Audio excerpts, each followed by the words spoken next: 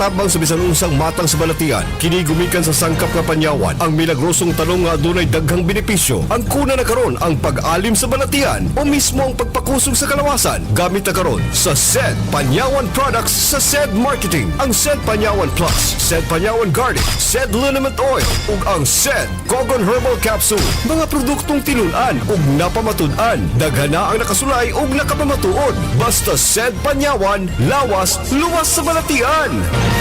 Manoy Wilbert Wisely po, nagpapaalala sa inyo na sa darating na eleksyon 2025, vote wisely. Muli, ito ang inyong lingkod, Manoy Wilbert Wisely.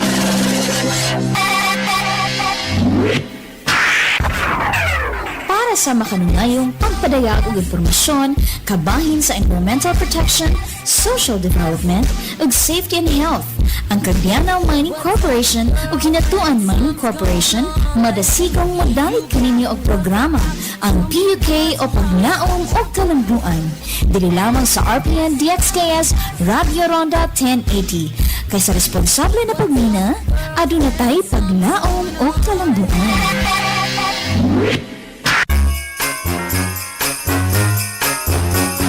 Nagtitiis ka pa ba sa malabong paningin? Hanap mo ba ay good quality eye check-up? Narito na ang pamaskong handog ng Vintage Eye Care, ang optical ng Masa, the widest optical lens, frames and sunglasses. Get the special promo package sale and buy complete eyeglasses single vision and double vision for only 400 pesos and reading eyeglasses for 60 pesos only and free eye check-up. Vintage Eye Care, ang optical ng Masa, sa Nicolas Street in France Centro Hotel City Suites, Old PNB Bank, Surigao City. Also available at Vintage Optical Express and Prestige Eye Care branches nationwide, where you can buy the best for less only at Vintage Eye Care, ang optical ng Masa.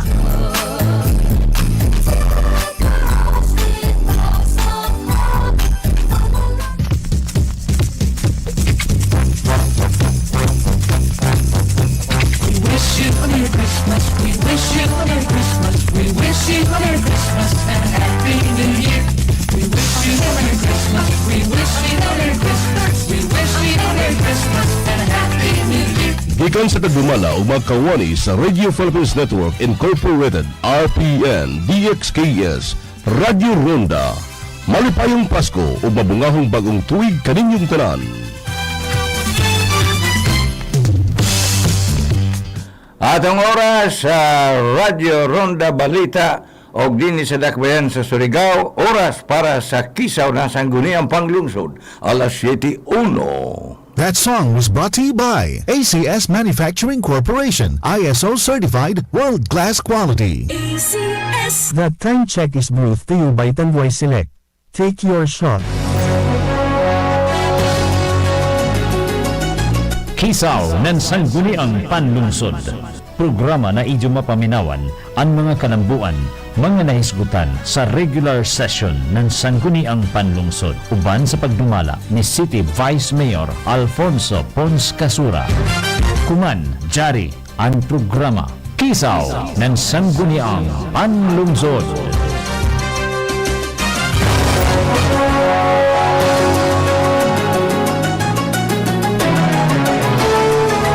Maradaw na buntag na sa Didyo Horot, mga Suriganon. Lakip sa mga Suriganon na dadto sa lain na mga lugar sa Metro Manila, dito sa Amerika o sa ibang pa na mga lugar sa kalibutan na maabot ng Kisaw nan Sangguniang Panlungsod. Maradaw na buntag sa mga nag-view sa ato din live sa telebisyon o sa mga karadyuhan. Maradaw na buntag dito urot. Kisaw nan Sangguniang Panlungsod, mabati na sab nito pinagi sa atong kaning City Mayor o Command Presiding Officer Sangguniang Panlungsod, City Vice Mayor Pons Casura, ang mga kalambuan sa nandayagan ng panggoberno sa siyudad ng Surigao. Standby, kaya ito pasudon sa kahanginan ato City Vice Mayor na dato noagin na Sabado, Nobyembre 30, waya makaprograma kami, waya sa si Vice Mayor, tungod kay tag hatag ang oras sa pagsaulog sa selebrasyon sa Andres Bonifacio Day. Standby!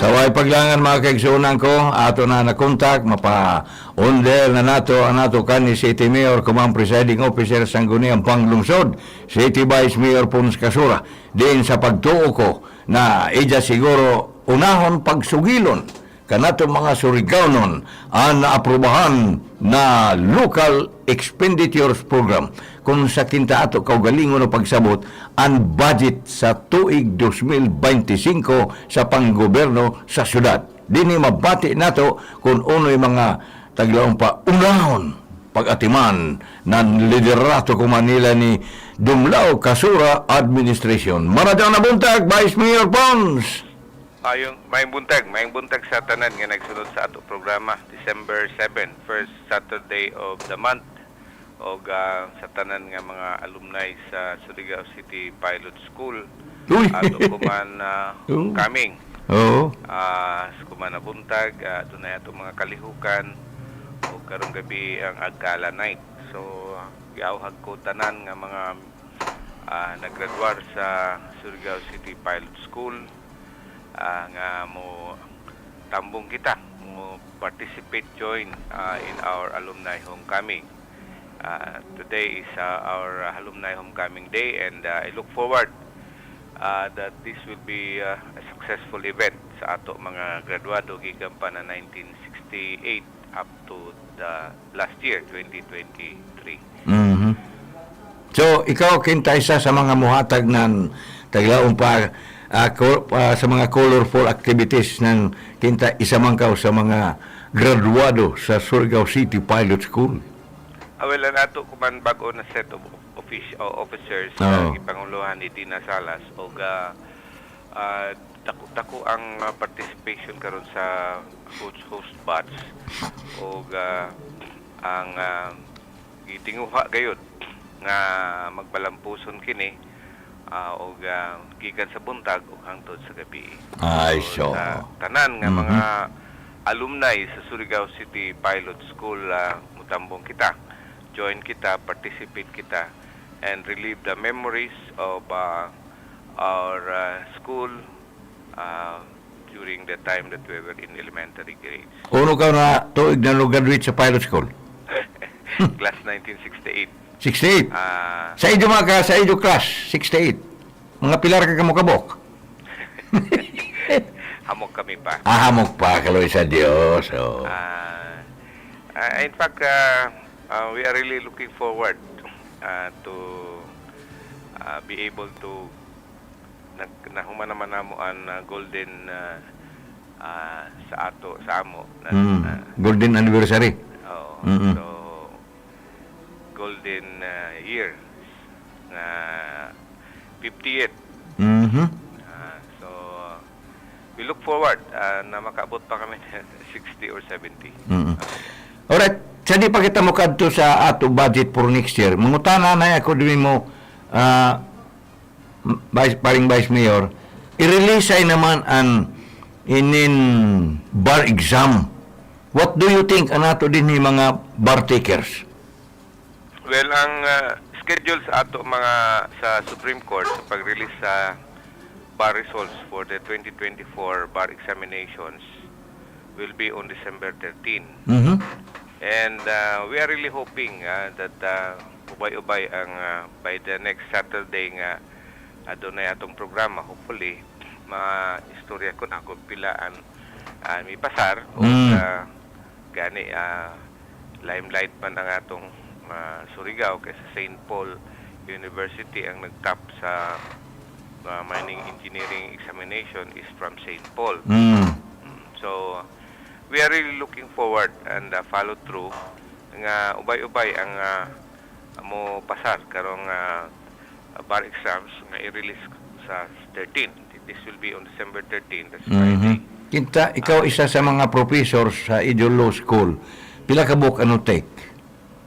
Dili kami makahibayo gadud sa pagakuman. Di ba, ano kuha ng exam? Di pa namo Ah. lagi kay nadyaon man goy ya kami kay bayo na nag-file siya. Kay jadto may kung nag-graduate aton July. Ya kami kay bayo kung sino ano no take na So. September. Anyway, siguro it's more than 15. More than 15 at that. So, kung may mapasar na napuyo. Bonus ko doon karado. Ay, grabe. Alright, paring Vice Mayor, for the information to let the public know sa mga Surigaonon.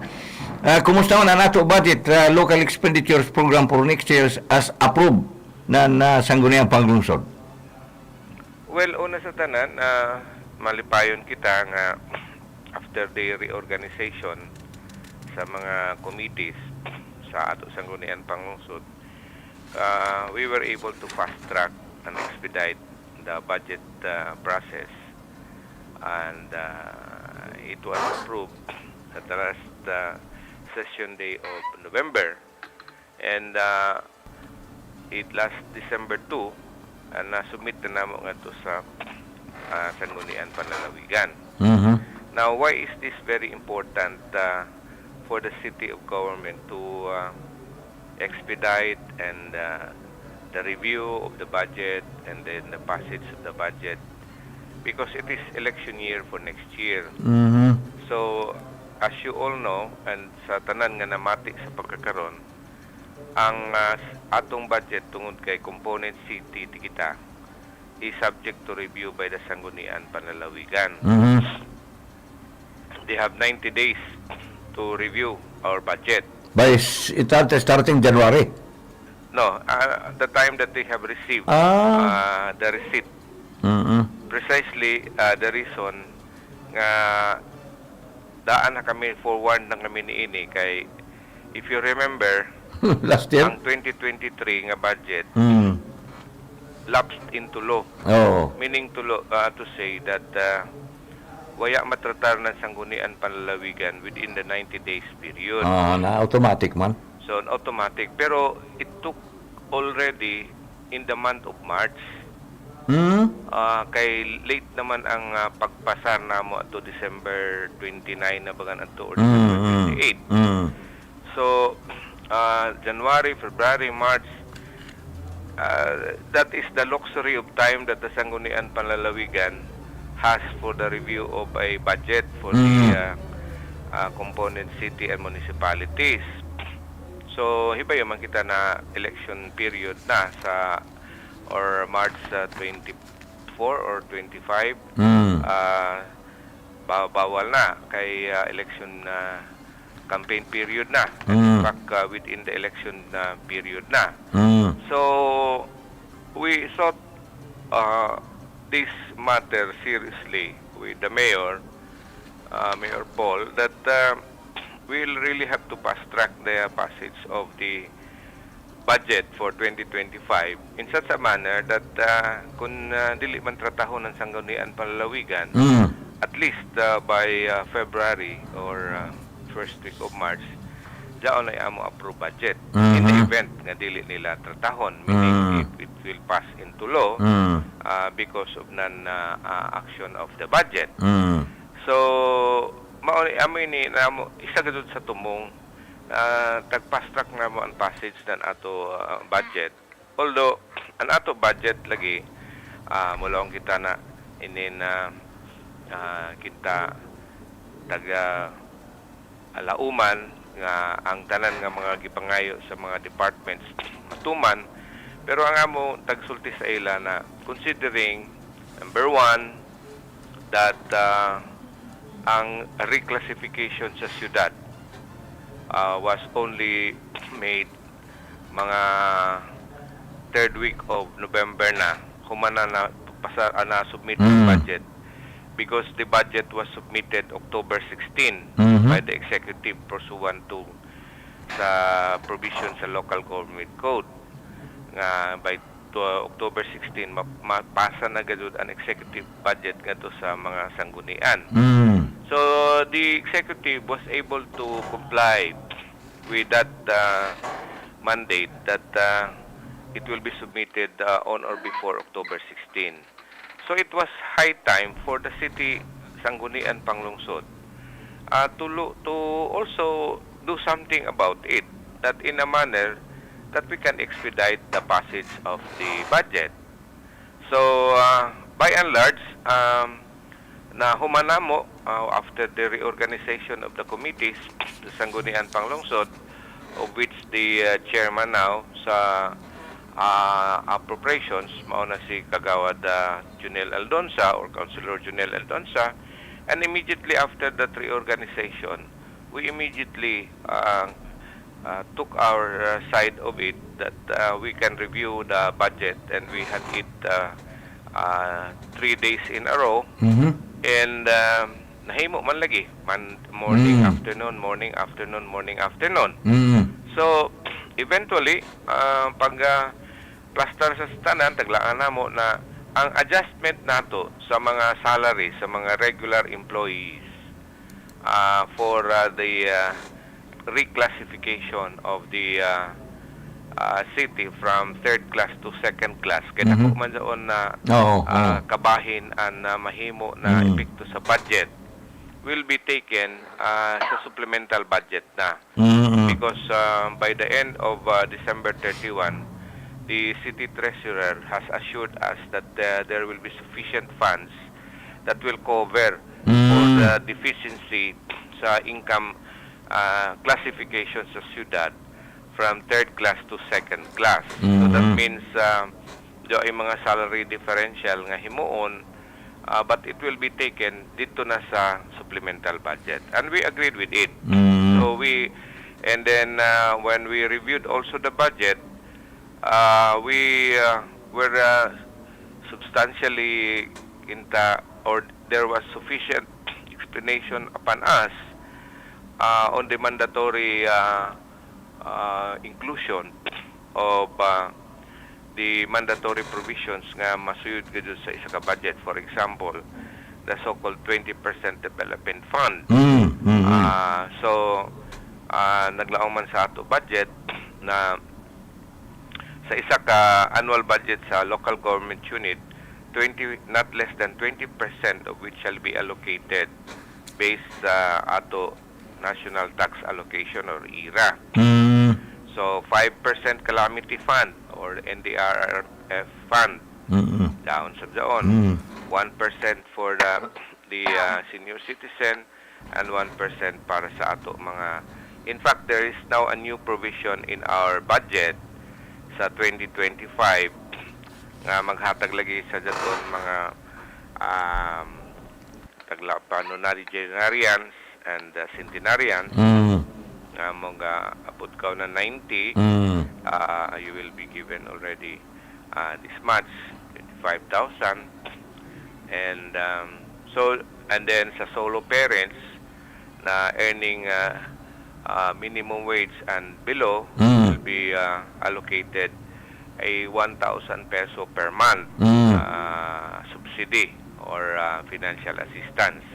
And all other required mga provisions nga mahilatid gud sa budget, tag isa-isa gud namo doon sa senior citizens, sa mga PWDs, sa ato mga tanan doon nakalata doon daan sa ato budget na tagbasihan sa budget circular numbers 90 sa DBM nga ang budget will be considered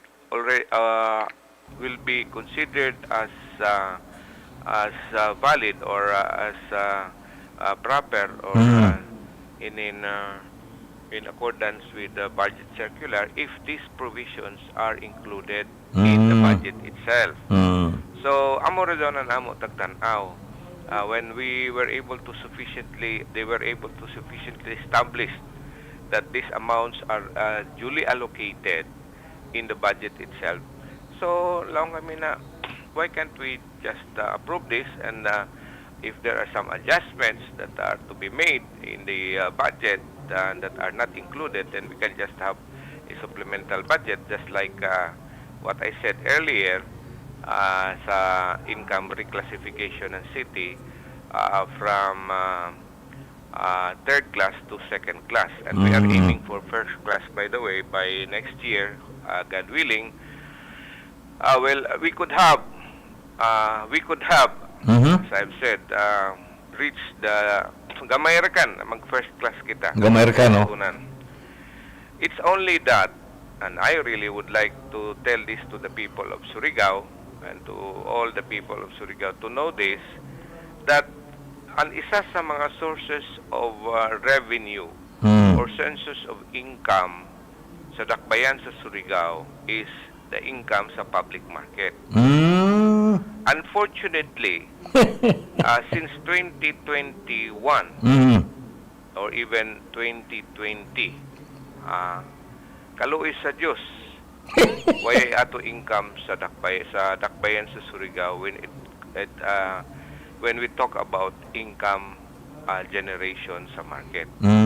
It is because of the existing joint venture agreement or this ingon nato nga lease agreement between the city government that was passed in 2019 by the previous administration that carried it over na ang bayaran ra ng Primark is only 500,000. Nagbayad sila in 2019. Yes, nagbayad sila. Nagbayad kunuhay.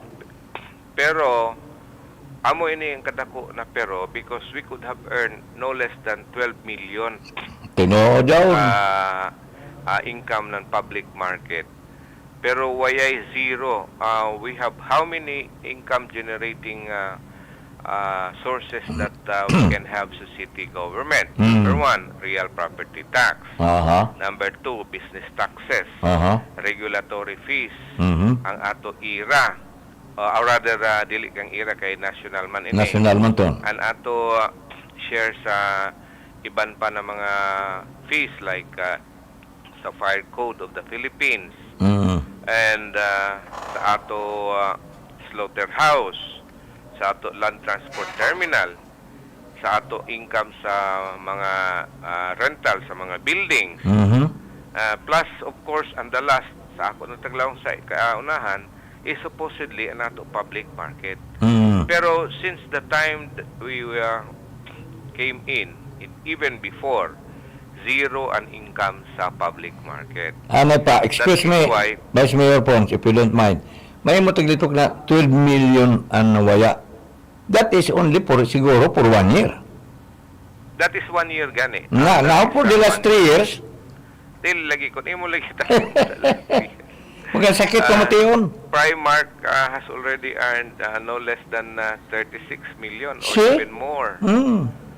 So, pero on the other hand, ang local government unit is income is zero. Zero. Except from the business. Ang nalaw na mo, na we should explain this to the people of Surigao that we could have attained the first class classification Nakuntana. of the city government of Surigao kung tag-maintain nato an operations sa ato public market. But considering na history will tell us they entered into a highly clearly disadvantageous provisions which we inherited, by the way. But I can tell you sa tanan nga namati labi na sa taga public market, the time will come that we will already decide, and it has to be decided before the end of the year. Because isa ini sa mga taglaong pa COA na taga-sita na kami. Tagsita na ka mo ng Na kuha. una naman ini na siguro sa tibuok Pilipinas kamura. Only. Zero income sa public market. Taglaong pa, my goodness. Do we still allow this to happen next year? No. Well, I don't think so. because dugay na namo na clear up daw na area. Hantod ko man ang Primark naguba na lamang tag-repair na lamang nila. Hantod ko man ya gadud sila maning kamot na masugda na doon construction ng public market. We have already cleared up the area. They have seen that area. People came already to see that area. And then dili sila makahatag sa amo na certification sa bangko na daw ila kwarta para sa pag-construct ng daw na public market. Amo daw lang, Vice Mayor, tagdaog-daog ba dyan mga kabus ng mga nangagi na panahon? Amo gali daw lagi na mulaong sila na hindi, uno dyan nila mga tagline din doon.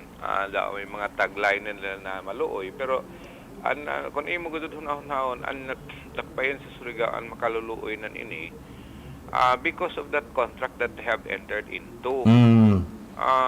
We can face everybody who is challenging us on this matter and tell them right into their faces, right into their eyes, na tanawa ini iyo taghimo. But anyway, that will be an issue that will come after we have been able to complete all the other mga requirements namo. But I can tell you that this is one of the reasons na dismaya gadud kami pagdadaw na hantod kuman ang atong public market zero ang income. Zero ang income. Ma-first class untana ba kita, Mayor Pons? Oo, ma-first class gadud untana kita. Kung may income pa nato sa market. Kay kamay kay ato absununon para kita mo. In fact, kung imo gadud hunahon conservative ra gadud ang ato budget sa pagkakuman. Meaning to say, waya gadud tan-awa na we can for example sa inin collection sa ato real property tax. If you look at it in other cities, ang income na sa kasyudad is really sa real property. Real property. Taxes sa lands and buildings. But the estimate of the city treasurer, we could no longer argue with him on this. But we feel that the amount that has been projected or the amount that has been set forth in the collection sa ato real property tax is not to us dili taglaong pa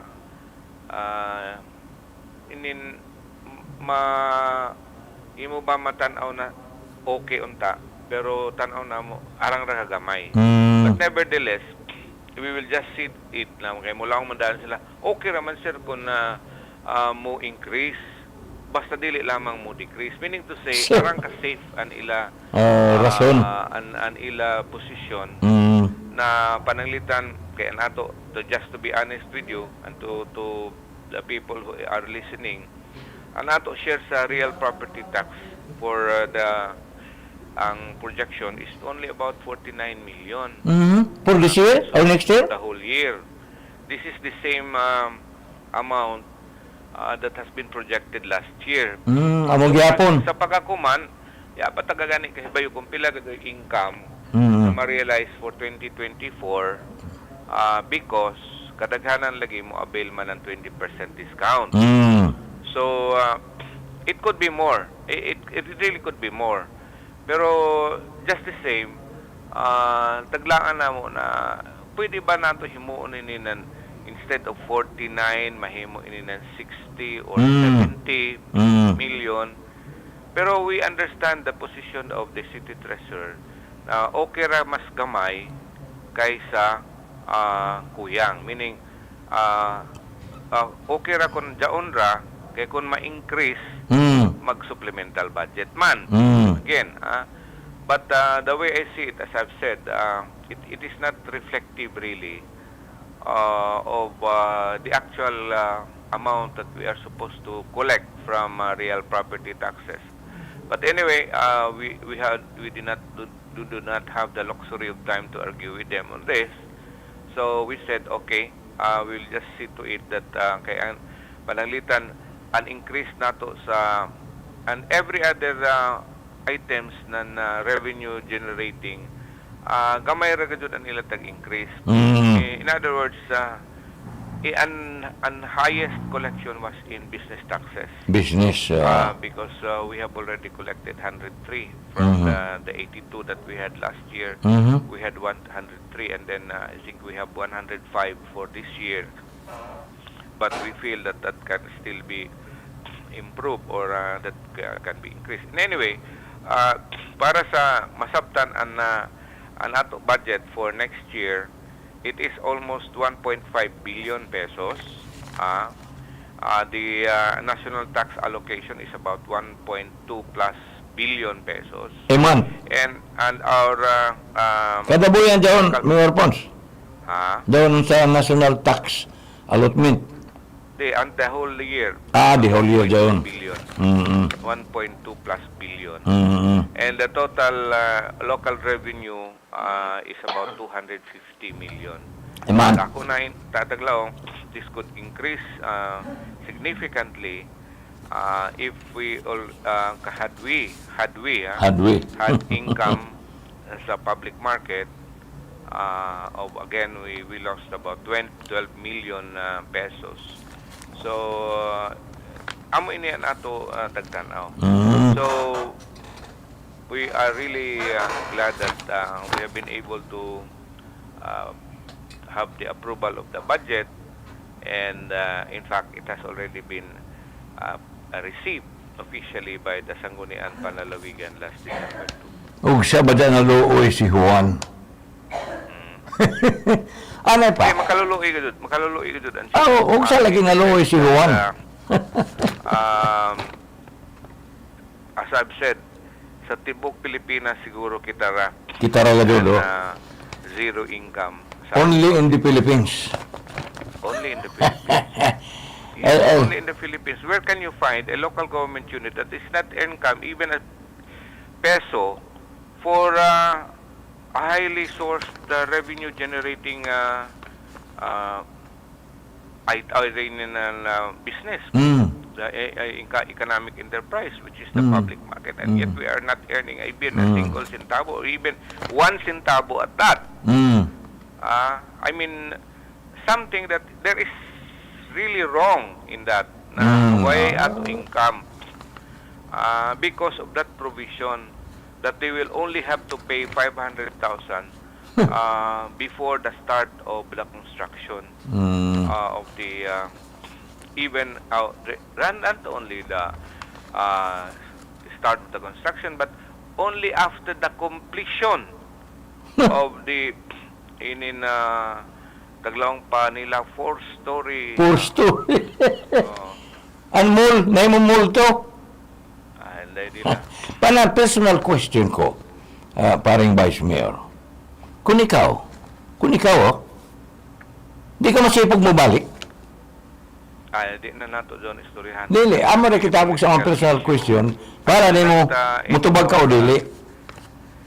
Well, it's a free country anyway. They can but my point is that is very clear. The scenario is very clear. We have already established the parameters of why this budget or this contract is highly disadvantageous, clearly disadvantageous to the interest of the local government unit of Surigao. But we will try as much as possible because the OPAM is a piece of legislation na kinahanglan mapasar namo before December 31. Ano naman dyan ang piece of legislation? The zoning ordinance. Zoning ordinance. The land use classification of our city. It has long been overdue. It could have been passed as early as 2022, but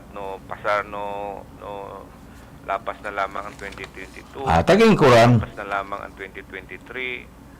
Hapit na mo man ang 2024. But eventually, we will no longer talk of the past. We'll just Talk on the the forthcoming. na next week. It will be something that we can start up with the budget, in deliberations, a zoning ordinance. What is a zoning ordinance, by the way? Oh. A zoning ordinance is the new classification ng ato mga Lupa. bayay sa nan Bayay lupa. Example, sa Izo zone didon sa Perfect Star compound. Ah. It used to be agricultural. Agricultural, oh. But ipabilin pa ba nato na agricultural? Na daon naman tanan hapit and zone didon daon na mga eskwelahan. Daon ng mga budiga. Daon ay ato mga bodega. Daon ay ato bayay. Daon ay ato mga kananan.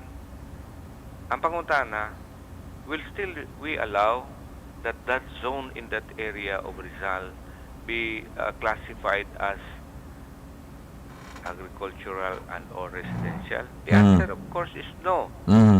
We will have to convert that now into either commercial, either industrial, either institutional, magpabilin, and residential. I do not know if we can still have it that some areas will remain as agricultural, but it will depend really on the result of the public hearing. Kaya public hearing man ini. Public hearing, Now, why do we have to conduct a public hearing?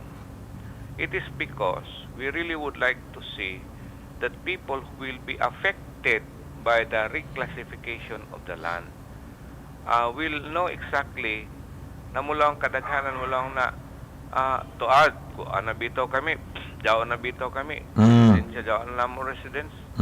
Yes, that is true. That is true.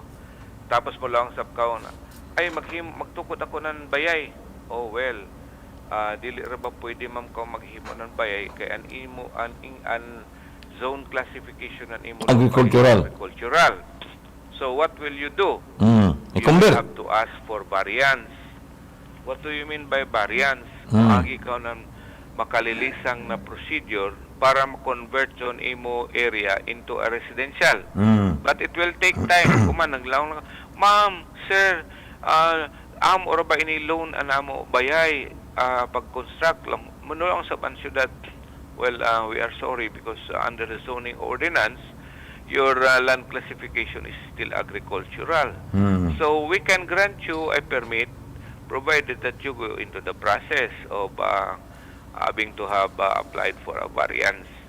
And the variance will take time also because there are stringent procedures that you have to follow just to have a variance of the zone dito sa imo area. Well, finally, you probably can be able to have a variance sa imo property of which you can construct your own house, but it will take time. It will take time. It will be almost a year or even not less than 6 months. So these are the things that we will have to see. And secondly, an amo gudud gusto na mahibawan sa tanan na mga katauhan na it's high time na i-reclassify na nato mga zoning classification sa ato dakbayan sa Surigao, especially sa Barangay Rizal na area. Because ang potential ng growth ng Surigao City is no longer Barangay Luna. Galing na sa dili. Kung hunahon, saturated na karado ang Barangay Luna. Meaning na-saturate na siya. Napuno na. Na kung maabot ka sa tumoy na airport, siya na gazod. Oo. Napuno na. Kaliso na. Dili, bukid, then kilid ng suba. Diba? Unlike sa barangay sa Rizal, na kung mo hinahon, right, left and right, there are still other areas na pwede pa gazod ma-develop into commercial, institutional, residential, and industrial areas rather. So isa doon sa mga example na why we really have to go into a budget, not budget, Zoning. public hearing para sa zoning ordinance. And we are scheduling, I was out lagi, I'm still out rather, by December 11, hopefully, Merkulis. dili siguro, I don't think na we can be able to complete the public hearing for one day. But I really would like to see that we can have the zoning ordinance passed before Christmas. May amo timeline. Magana. Anyway, as soon as I will be back sa office, I'll see to it that this piece of legislation can be approved on before December 31. Karang raba na holiday pagka Mukulitaw. 24 until sa 31 holidays na doon. Holidays na, oo. Kinahanglan na by the last siguro na mo na yala.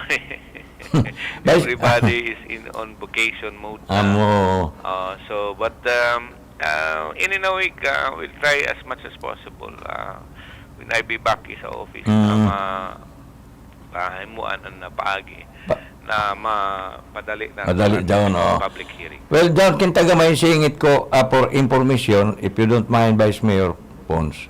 Down sa Perfect Star Compound, sa nang mga huya na di doon, 1965 pa converted already by the Department of Agrarian Reform to residential. They converted already, not residential, already as alienable and disposable.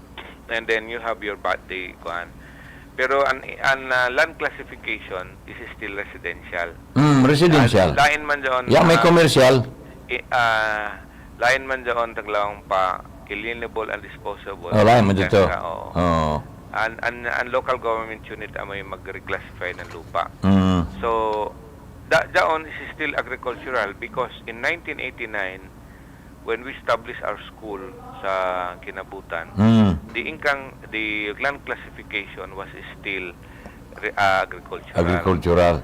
So, because we wanted to put up a school, we really have to go into the process, asking for variance, that this will be, our area, be converted into institutional. Meaning, what do you mean by institutional? Institution, what is institution? Schools, hospitals. These are institutions. So we went into the process of defending the application to a large extent that ang mga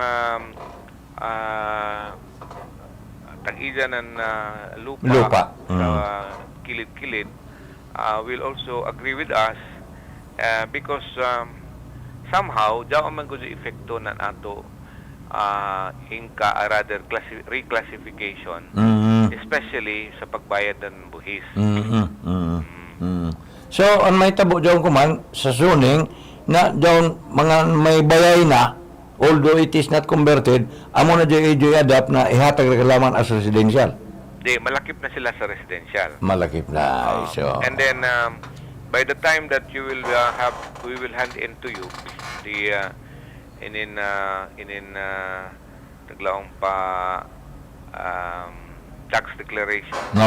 Adjusted na. Into classification from agricultural to residential. And because it is already converted into residential, then you will have to pay the real property tax due for residential houses. So, daw na may diferensya kinta. Daw epekto gado. Daw epekto sa tax classification also. That is why we really have to conduct a public hearing just for the people, the owners of that land, to know exactly ang parameters. We will also be inviting not only the owners but the BIR also. We will also be inviting Anato Senro and some other national offices na involved sa land classification. Tagisgutan ba ato in budget for next year?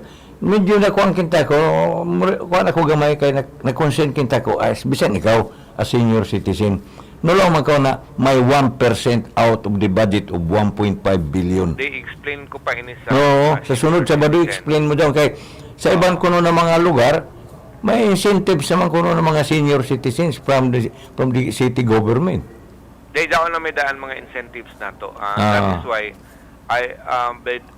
di pa manggod kita magkalaong lagi na okay na kay subject to review pa man ini. Lagi, The moment that this will be approved finally, that's the time, although we can already tell our senior citizen, labi na sa ako, labi na sa imo, labi na sa ato mga kamiyembros sa senior citizen na nagpaabot sa kung ano yung mga karadyawan na mahatag sa ato mga senior citizen. Labi na gadod doon. Way gadod mga pension. Balita, oo. Daon gadod doon. Kasi iba na mga syudad, Mayor Pons, may ilan naman kinta kuno ay madawat kada buyan from the city government. Daon gadod doon. Labi na sa mga highly urbanized. Highly cities urbanized. like Labaw na kita second class na. First class unta na. First class unta kung may kwarta pa na. First class unta kung may income pa ng market. Public market. O sa naluoy ako din mo. Ano, bukari ko sa Mayor Pons. Bagan aprobado naman ang pag-establisar ng Surigao City Mariculture Park. Kita gamay ra na highlights o may ikunan ini gatod. Doon sa Mariculture Park, taglaong ko palagi, mapadado na nato ang ato mga proyekto para sa actually mariculture is just only a term ng mga fish cages, mga fish caging, ang ato pagbuhi ng mga isda i-cage na. Cage na. Amo doon na mariculture farm. By the word mariculture, we are culturing marine products. That's why it's marine culture. But kung imo tinambanon, fish caging system na fish caging na ng mga isda, na mga high valued species ng mga isda. So ini is something na hand in hand or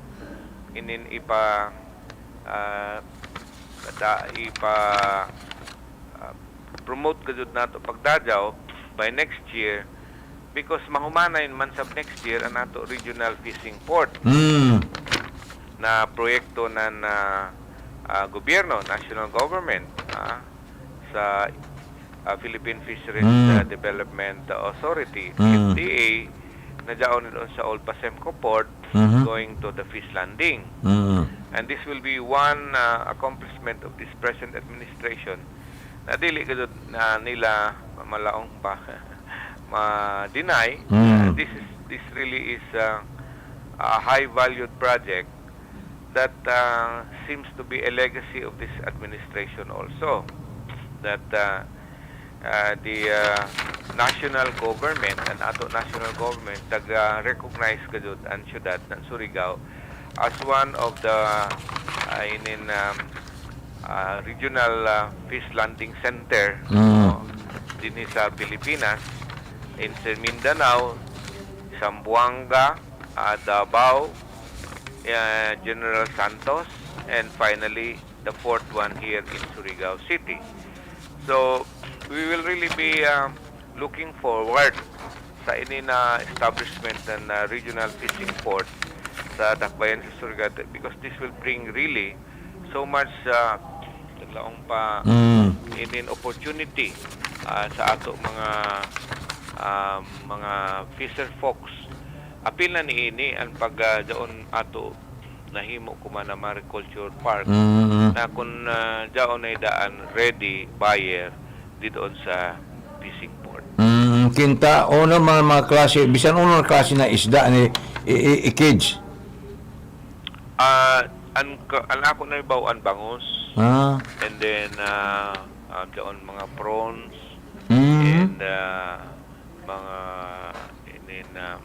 banagan. Banagan, pero kadaghan ba na is bangus. Bangos ang kasagaran. Ang mga tayo nila bangos sa dagat. Bangus sa dagat. Yes, Yan na dyan sa fish pond. Oo. And then, bukare ko, Mayor Pons, medyo nakaani naman ka mo ng dako-dako na datong encouragement sa mga barangay kapitan na mag-submit na ng ila budget before the year ends. Yeah, I really would like to congratulate an effort ng DILG in reminding the barangays. Ako gusto ta congratulate si Robert nan ini. Anila lang Robert Kill. Robert Kill. Ang may tawag naman dyan sa tennis court? Because of his leadership sa DILG. Dili ni kon atik, but he is the only one who has ever been successful Balitaw. na ma-reminded ang mga barangay officials na kinahanglan isubmit nila yung budget for review before December 31. So, ubay-ubay na. Mahamok na. And we really would like to congratulate again. And I really would like to dili ni kun atik kan Robert Kill. Robert Kill. But I really would admire his kind of leadership na makita ka doon na daw taglaang pa fruit of his labor. Na inganyo ka doon. Nainganyo. Barangay officials to submit not only the submission of the annual budget but more on the other areas of concern, labi na pagpanlimpyo, submission of reports, and doon taglaong pa ara ang kabibo ba an enthusiasm to serve in accordance with the mandate na mga local officials, labi na sa barangay level. And this is highly critical sa administration ng isa ka local government unit because by and large, taglaong ko pasab, I have to borrow again the word by and large, ini na mga butang ang sangko manggihapon sa audit. You have to be audited by the COA, you will have to be audited by some other national agencies that you are supposed to be compliant sa tanan mga prosedimento na tagsita sa ato gobyerno, sa ato balaod, parte sa pagdayanan isa ka local government unit. Dili kay himuon-himunan amuranan isa ka an local government unit na amuranan isa ra ka organisasyon like a Parents Teacher Association that you are just there to lead and then uya na. Pero here it is a day-to-day activity that you have to contend with na daw ay mga obligations nimo, duties and responsibilities as a local official. Now amo gani ini na by the way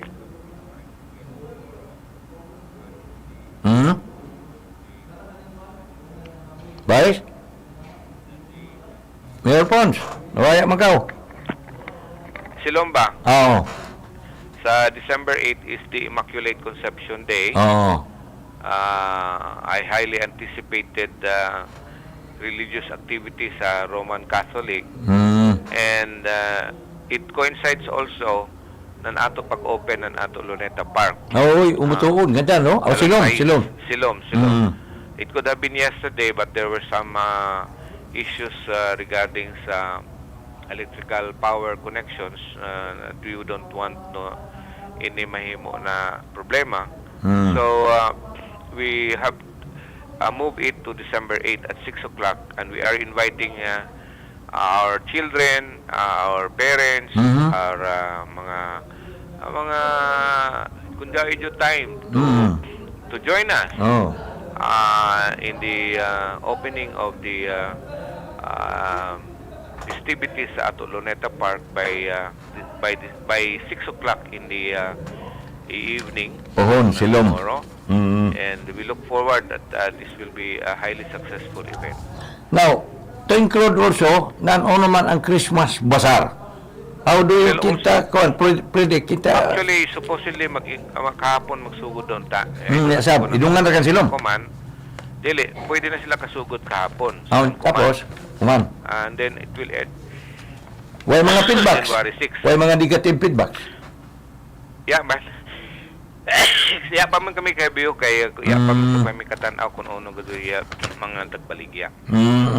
Pero, man, ya, gado dito no kay okay anay.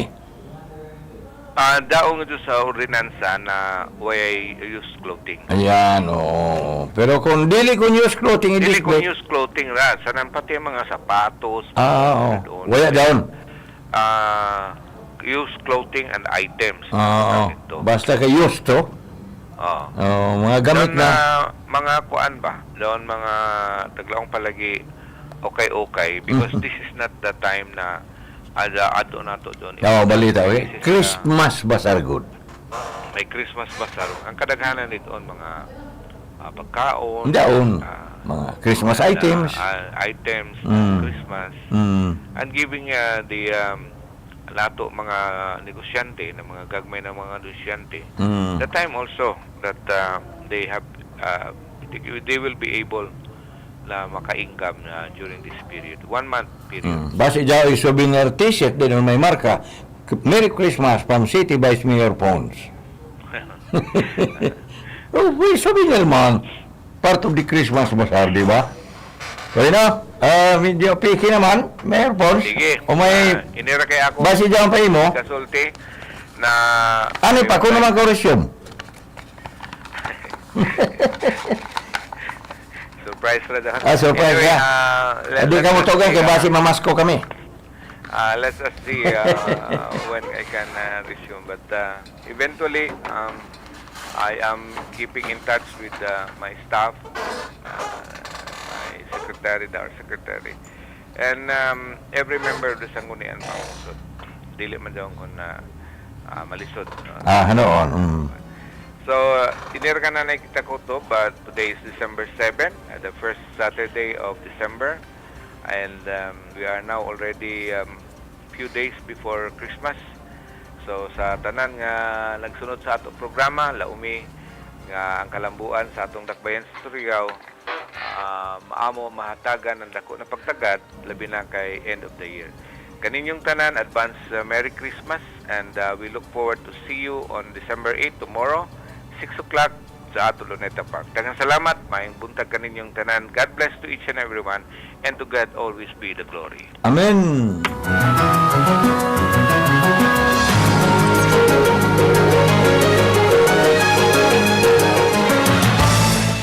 Pinagi sa ato City Vice Mayor Pons Kasura nabati niyo ang kalambuan Kisaw nan Sangguniang Panlungsod sa syudad ng Surigao. Kada Sabado rin pero balor isa kasimana ang mga balita na ato nabati. Salamat sa mga nagsunod sa Kisaw nan Sangguniang Panlungsod. Mahamok man day, pero di talan na lamang isa-isahon kay makabsantas oras. Labi na, jari na ang Mr. Kiki. Ano pa to? Katungod o katungdanan. Mr. Kiki. Kiki means Kapitan Karyo.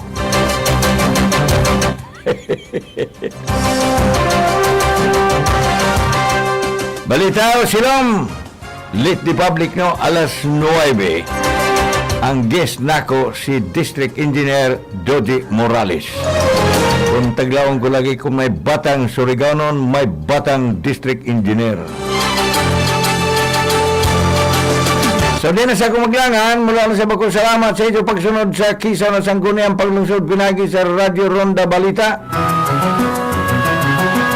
Always on the line, ini si BG. Sa control ko diri ako co-pilot si Jansen. May ganito tinuod mo na nga yan. Jinsin. Taas-taas ka mo. Nagsimple ron ta niyo. Mario, Perfecto, Terso. kuman mga bago na mga bata, grabe naman ang mga ngayan. Ya naman dyan mga balitaw until next Saturday. Always on the line in SBG. Standby sa kan Yodo Mothers. Salamat. Happy beautiful Saturday.